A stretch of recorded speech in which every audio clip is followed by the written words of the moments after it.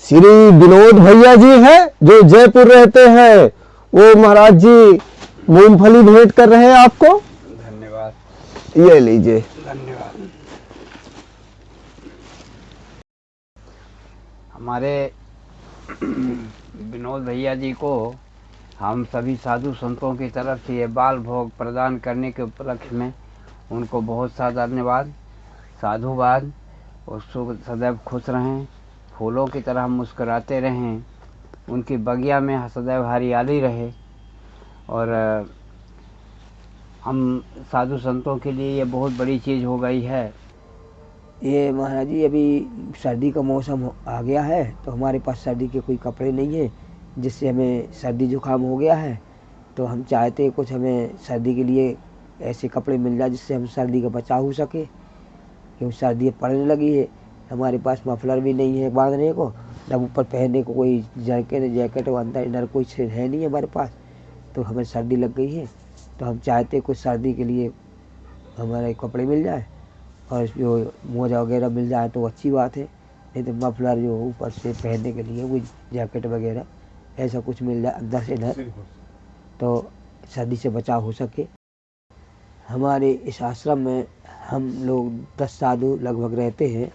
तो अभी हम पानी की चाय पीते, तो हम लोग सोचते हैं कि कहीं दूध का डिब्बा आप दे देंगे तो हम सब लोग मिलके दूध की चाय बना लिया करेंगे। सर्दी के लिए हमें गर्म कपड़े की ज़रूरत है, हमारे पास गर्म कपड़े नहीं है। और ये हमें बांधने के लिए कानों में कोई टोपा मफलर वगैरह मिल जाए, मफलर मिल जाए तो सर्दी से बचाव हो सके। कि हमारे पास सर्दी के कोई कपड़े नहीं जो पहने हैं, बस यही हमारे पास, तो इससे सर्दी लगती है हमें। एक कढ़ाई की व्यवस्था, 2 चम्मच, और ये दूध पाउडर, कम से कम दूध पाउडर। सरसों का तेल हम लोगों के पास नहीं है, अब ख़त्म हो गया है, तो देह में भी लगाते हैं। ठंडी है, बहुत ज़्यादा ठंडी पड़ रही है, और हम लोगों का बिना वस्त्र के रहना है। हमारे और ये साधु लोग जाप में बैठे हुए हैं, तो ये कढ़ाई थोड़ा बड़ी साइज में, 2 चम्मच उसी के अनुरूप।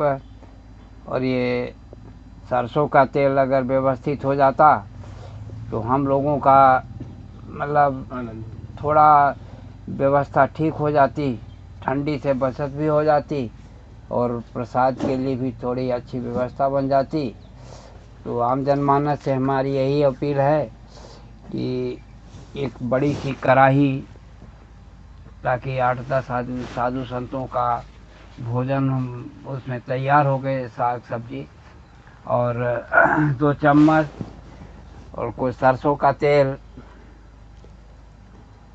ये हमारे लिए ज़रूरी है, ताकि हम लोगों का थोड़ा ठंडी से भी बचत हो सके, इसलिए कि शरीर में भी हम लोग लगा लेते हैं, उसी से साग सब्जी भी तैयार हो जाती है। और इसे तो अनेक तरह की आवश्यकताएं रहती हैं आदमी के जीवन में, मगर हम लोगों की आवश्यकताएं सीमित रहती हैं।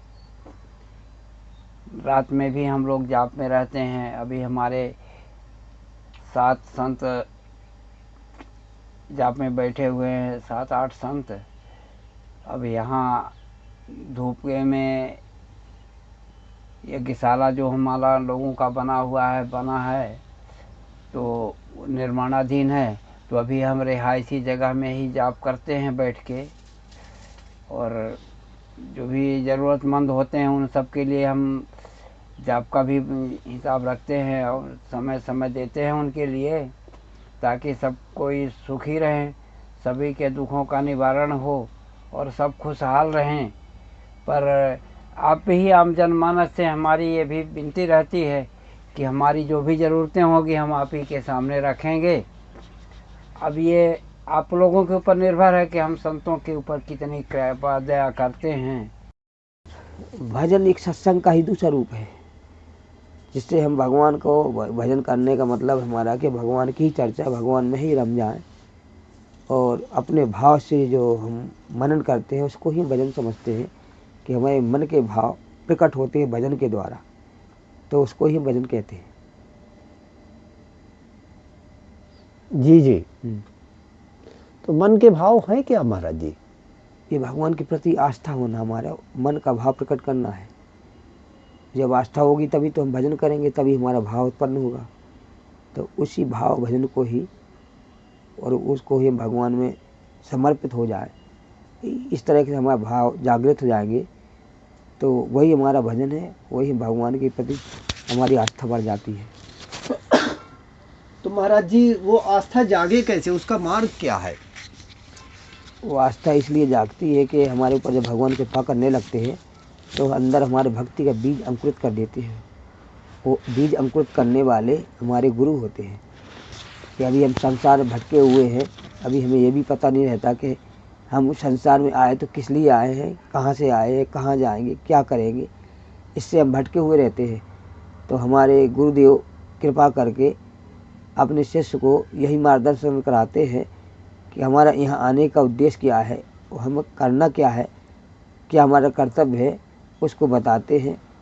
और हमारे गुरुदेव वही बीज मंत्र देते हैं जिससे हम उसका स्मरण करते हैं तो हमारे अंदर भक्ति का बीज जागृत होने लगता है, अंकित हो जाता है, तो आगे वही फलित होता है।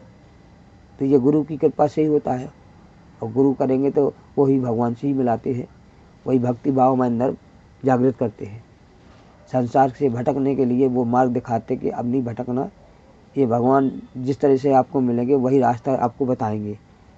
तो हम वही गुरु मंत्र लेके भजन करते हैं, उससे हमारे अंदर भक्ति जागृत होती है, भगवान के प्रति हमारी श्रद्धा भाव बढ़ जाते हैं और हमें दुनिया से वैराग होने लगता है, भगवान के प्रति हमें आस्था बढ़ने लगती है। ये गुरु की कृपा से होता है, भगवान ही हमारे गुरु को मिलाते हैं। तो गुरु हमें भगवान के यहाँ तक जाने का रास्ता दिखाते हैं। यही हमारा कहना है कि बिना गुरु की शरण में तो हमारी मुक्ति का द्वार खुलता नहीं है। तो हमें गुरु की शरण में जाने से ही सारी चीज़ें संभव हो जाती हैं।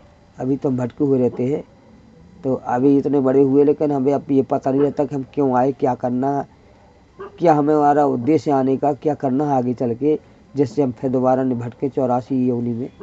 तो ये हमारा मार्गदर्शन गुरु ही तो करवाते हैं।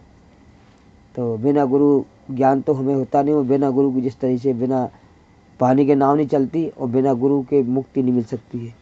गुरु हमारा मार्गदर्शन कराते हैं और वही बीज अंकुरित करते हैं जिससे हमारी भक्ति जागृत होने लगती है और हमारा भक्ति की ओर अग्रसर होने लगती है। ये जो हमारी इच्छाएं होती हैं वो अनंत है और इच्छाओं की पूर्ति में लगे रहते हैं। अब ये पूरी हो जाती है फिर दूसरी तरफ भागते, दूसरी होती है फिर तीसरी तरफ भागते। यही इच्छा, ये कामना तो हमारी भटकाने वाली होती है। जब हमारी इच्छाएं कम होने लगती है, हम संतुष्ट हो जाते हैं, वही तब हमारा भटकना कम हो जाता है।